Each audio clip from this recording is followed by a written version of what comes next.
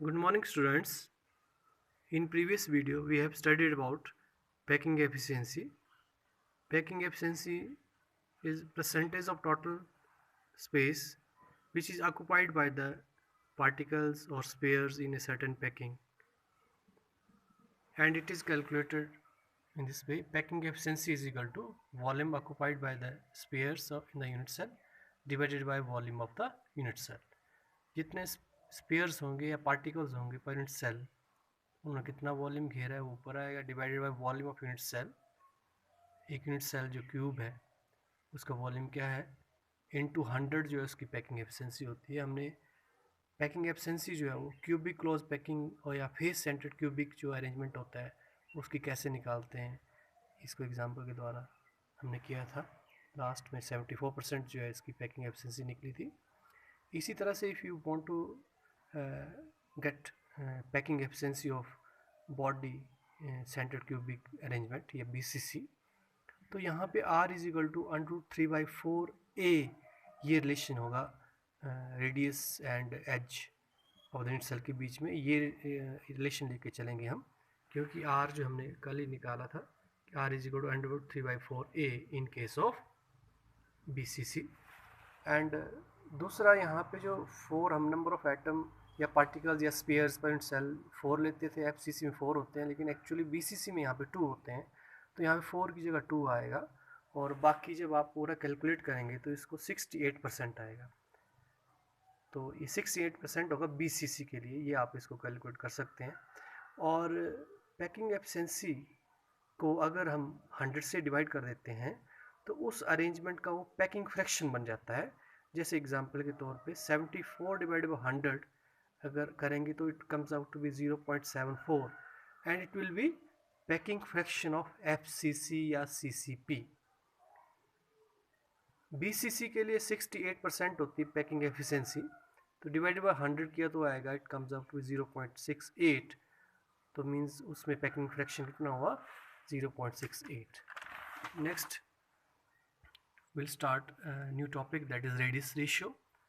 Radius ratio जो है in the ionic solid, it is a ratio between the radius of cation to that of radius of anion, and radius ratio is equal to radius of cation divided by radius of anion। इस तरह से निकालते हैं R plus divided by R minus। By knowing what is application of radius ratio, ये हम आगे ले रहे हैं। By knowing the radius ratio we can predict about the structure and coordination number of particles in the crystal. तो ये इसके लिए आपको ये चार्ट याद रखना पड़ेगा कि रेडियस रेशियो की रेंज जो है if it lies between 0.155 to 0.225 तो पॉसिबल कोऑर्डिनेशन नंबर 3 होगा। और एक्सपेक्टेड ज्योमेट्री में भी ट्राइगोनल प्लेन, इसका एग्जांपल डाइबोरॉन ट्राइऑक्साइड है। अगर रेडियस रेशियो जो है इसकी वैल्यू लाइज बिटवीन 0.255 टू 0.414 तो टेट्राहेड्रल जो है वो अरेंजमेंट हो सकता है। और एक्सपेक्टेड जो पॉसिबल जो कोऑर्डिनेशन नंबर 4 होगा, जिंक सल्फाइड इसका एग्जांपल है और मर्क्यूरी सल्फाइड भी। 0.414 से अगर 0.732 के बीच में अगर रेडियस रेशियो लाई कर रहा है तो जो पॉसिबल कोऑर्डिनेशन नंबर में भी 6 और एक्सपेक्टेड ज्योमेट्री में भी ऑक्टाहेड्रल, NaCl MgO इसके एग्जांपल हैं। 0.732 से लेकर 1 तक हो तो 8 है, क्यूबिक अरेंजमेंट होगा, सीजन क्लोराइड इसका कॉमन एग्जांपल है। अब हम इसको एप्लीकेशंस में हम एक न्यूमेरिकल मैंने यहाँ पे दिया आपको कि given the radius of cation Na+ is equal 94 picometre and radius of anion the structure Cl- जो it is also given to 181 picometre. Then predict the coordination of Na+ ion. Na+ आइन का coordination number क्या है, इसको predict करना है तो radius ratio निकालना पड़ेगा, क्योंकि एनाइन का दिया है, केटाइन का, दोनों का रेडियस दिया है, तो रेडियस रेशियो निकालेंगे तो यहाँ पे आप कोऑर्डिनेशन नंबर निकाल सकते हैं। रेडियस रेशियो जो है वो R+ डिवाइड बाई R- होता है, तो 95 डिवाइड बाई 95 R+ का है, केटाइन का रेडियस है, डिवाइड बाई 181 एनाइन का है, तो it comes out to be 0.524। तो ये जो वैल्यू है actually it lies between the 0.414 to 0.732। तो देयरफॉर कोऑर्डिनेशन नंबर जो है सोडियम आयन का Na+ आयन का इट विल बी 6, ये आंसर होगा। तो इस तरह की जो एप्लीकेशन जो में भी ask regarding the radius ratio। इसके बाद next we will start another topic, that is radius size of tetrahedral and octahedral voids. देखिए एक बात मैं यहाँ पे बताना चाहूँगा आपको कि जो जब भी अरेंजमेंट होता है, जब भी पार्टिकल अरेंज होते हैं क्रिस्टल में, जब उन क्रिस्टल बनते हैं तो जो आमतौर पे जो एनाइन होते हैं ये वो CCP या SCP अरेंजमेंट करते हैं, और cation will fit on the either tetrahedral sides या ऑक्टाहेड्रल साइड्स। तो इस तरह से एनाइन बड़े साइज़ के होते हैं, इसलिए वो तो CCP या SCP अरेंजमेंट करेंगे, और उसके बाद जो साइट्स बनेंगी, जो इंटरसेक्ट साइट्स होंगी, उन पे यहाँ पे कौन से पार्टिकल केटाइन फिट हो जाते हैं। तो आपको जो केटाइन गिवन केटाइन है वो एनाइन के जो टेट्राहेड्रल साइड्स ऑक्टाहेड्रल साइड्स में फिट होगा कि नहीं होगा, तो इसके लिए रिलेशन निकाला जाएगा, relation between the radius of octahedral voids tetrahedral voids and radius of atoms के बीच में ये रिलेशन निकाला जाता है। तो पहले मैं एग्जांपल ले लेता हूँ ऑक्टाहेड्रल वॉइड्स का रिलेशन कैसे निकलता है।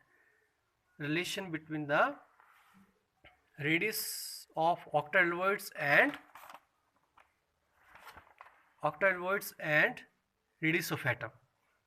तो ये आपने हेडिंग देंगे radius between the relation between the radius of tetrahedral voids and radius of atoms, ये हम निकालेंगे।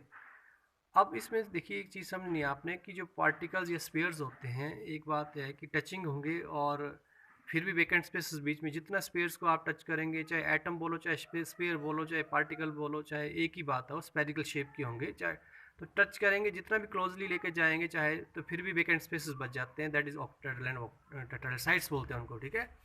ऑक्टाहेड्रल साइट्स जो बनती है वो 6 स्पेयर के बीच में जो खालिस्तान होता है, जो ऑक्टाहेड्रल अरेंज है।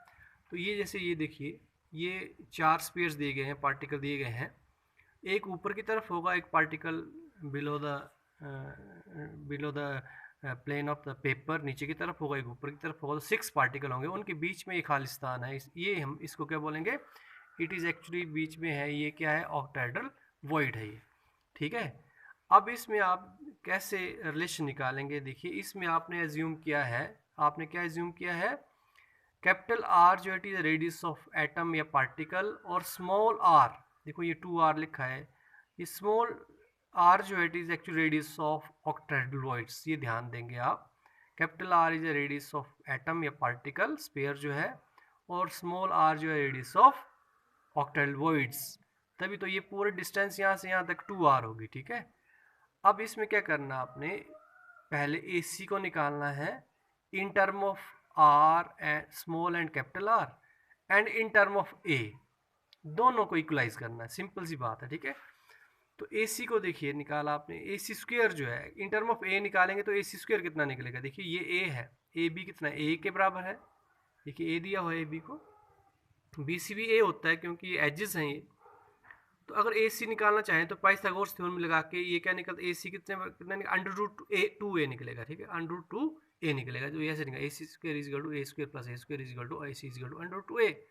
अब AC को हमने निकालना इन टर्म ऑफ R, तो R के मुताबिक AC कितना होगा, 1r, 2r, कैपिटल R, दो R हो गए, और यहाँ पे बीच में ये भी डिस्टेंस जो है ये क्या है, इट्स 2r, ठीक है। R is a radius of octahedral voids, तो 2r प्लस 2r हो गया ये, देखिए AC is equal to 2r plus 2 small r, 2 capital R plus 2 small r, इन दोनों को इक्वलाइज करेंगे, दोनों को बराबर करेंगे, तो ये आएगा 2r plus r is equal to √2a, और इसको ये रिलेशन आप इक्वेशन रिलेशन नंबर 3 मान सकते हैं, ठीक है। तो ये 1 2 थे, ये 3 हो गए, इज दैट क्लियर।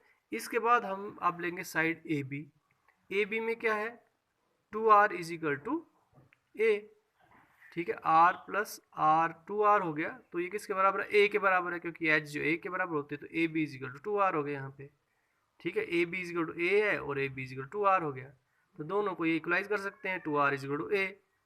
तो अब इक्वेशन नंबर 1 3 आ गई, इक्वेशन नंबर आई 4, दोनों को डिवाइड करेंगे, डिवाइड इक्वेशन नंबर 3 बाय 4, ऊपर ही आएगा और नीचे, तो जब डिवाइड करेंगे तो 2 के साथ 2 कैंसिल हो जाएगा, देखिए आगे किया है डिवाइड, ए के साथ ए कैंसिल हो गया, तो ये आ गया r plus r divided by 2, capital R is equal to 2।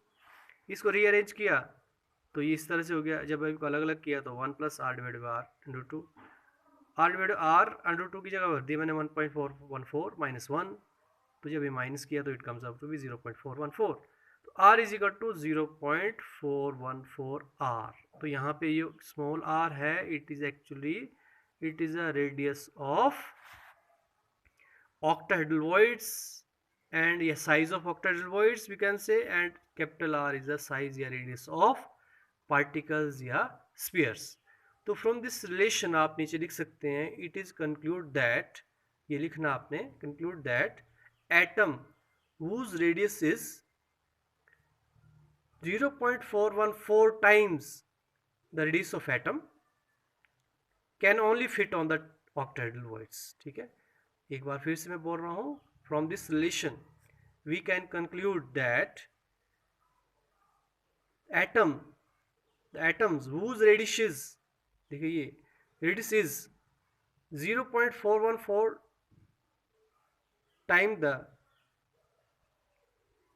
Radius of atom can only fit on the tetrahedral voids, sorry octahedral voids.